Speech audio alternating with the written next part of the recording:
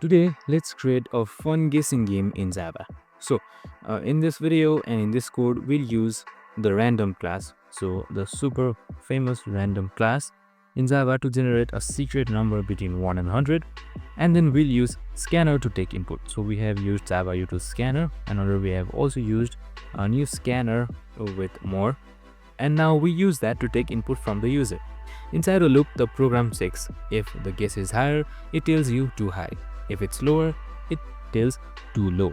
And if it matches, it breaks out and congratulates you. The magic here is the while loop. So we have used the while true loop right here. And inside this loop, we use a break statement when you guess correctly.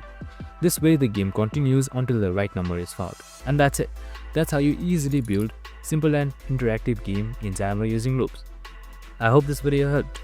If it did, make sure to like, subscribe, and tune in with us for more of these videos. See you in the next one.